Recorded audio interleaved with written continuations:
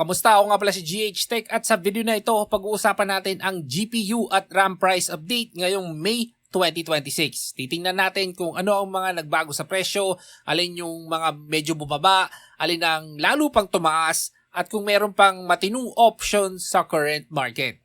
Sa totoo lang, medyo stagnant pa rin ang GPU market ngayon dahil wala namang bagong release at karamihan ng dating nire-recommend na cards ay naging overpriced na o tuluyan nang nawala sa brand new listings. At as always, tandaan na kung may coins at voucher, gamitin nyo para makatipid pa at kung gusto mong mahanap ang item, pansamantala lang naman, gamitin mo yung camera search function ng Lazada. That said, ano pang hinihintay natin? Let's do this. Sa AMD side, halos walang nagbago mula RX 6600 hanggang RX 7800 XT. Yung RX 6600, halos wala na akong makitang matinong brand new listings. At yung mga used units naman, sobrang mahal para sa performance level niya ngayon. Kaya hindi ko na talaga siya nire-recommend. Yung RX 7600, available pa rin sa ilang listings pero overpriced hanggang ngayon. Kaya wala rin akong masasabi na maganda sa value niya. Yung RX 7700 XT at RX 7800 XT naman, parang tuluyan nang nawala sa market dahil halos wala ng brand new stock na binebenta.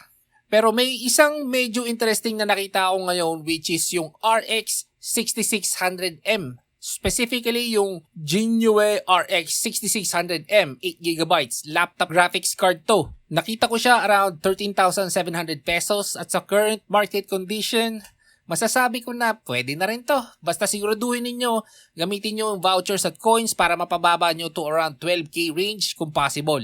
Hindi ito perfect option pero sa lagay ng market ngayon, ito na yung isa sa mga mas acceptable na 8GB choices. Ngayon, punta naman tayo sa RX 9060 XT series. Yung RX 9060 XT 8GB, nasa around 23,785 pesos ngayong May 2026 mula sa dating around 23,895 pesos noong April. Kaya technically, bumaba siya ng kaunti. Pero hindi pa rin worth it yung card na ito dahil sobrang lapit ng presyo niya sa 16GB variant. Yung RX 9060 XT 16GB nasa around 30,000 pesos na ngayon mula sa dating 29,500 pesos noong April. At kung natatandaan ko noong mga nakaraang buwan ay nakita ko yan ng 25,000 pesos lang. So ngayon para sa akin sobra na yung tinaas ng presyo niya ngayon. At kayo na ang bahala kung gusto nyo patusin yung 30,000 pesos. Yung RX 9070 XT 16GB naman bumaba ng kaunti at nasa around 49,000 pesos mula sa dating 50k pesos pero para sa akin, hindi maganda ang price to performance nito.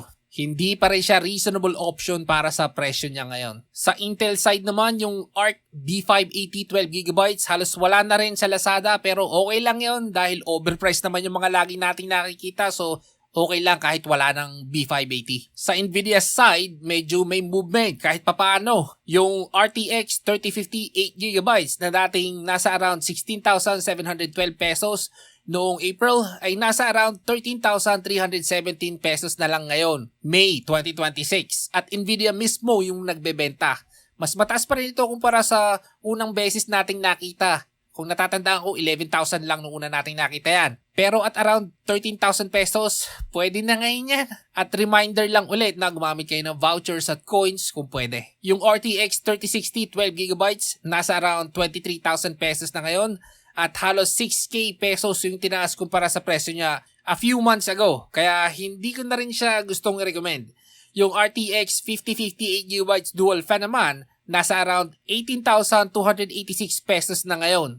Bumaba man ng kaunti, hindi ko pa rin gusto yung value niya sa presyo na yan. Yung RTX 5060 8GB dual fan naman, dating nasa around 24k pesos pero ngayon nasa around 21,528 pesos na lang sa store mismo ng Nvidia sa Lazada. Pero kahit bumaba, hindi ko pa rin siya ma-justify bilang magandang value option. Yung RTX 5060 Ti 16GB naman, nasa around 35,000 pesos na ngayon. Yan yung cheapest na nakita ko. Bumaba ng kaunti pero hindi pa rin ako convinced sa pricing niya ngayon. Pangit ang price to performance. So sa ngayon wala talagang bagong GPU release na gumagalaw sa market. Kaya halos umiikot lang tayo sa parehong option nitong mga nakaraang buwan. Kung recommendation ang pag-uusapan sa 8GB tier, parang wala na talaga tayong choice kundi yung RTX 3050 8GB Wala sobrang pangit ng ibang options. Hindi siya magandang deal overall, honestly, pero ito yung pinaka-acceptable na presyo ngayon basta gumamit kayo ng coins at voucher. Sa 16GB VRAM tier naman, honestly, wala akong gustong i-recommend ngayon dahil sobra na yung tinaas ng presyo ng RX 9060 XT 16GB. Kung makikita nyo yung video card na yan, around 25k range, doon, pwede na nating sabihin reasonable yon. Ngayon, punta naman tayo sa RAM. Yung DDR4 8GB ang pinakamababang nakita kong presyo ngayong May 2026. Around 2,538 pesos. Last mall yan. Kung desperado kayo, bahala na kayo. Pero para sa akin, mali talaga yung presyo na yan para sa DDR4. Binibili ko lang dati yan ng around 700 pesos. Minsan nga, nakukuha ko ng 650 yan.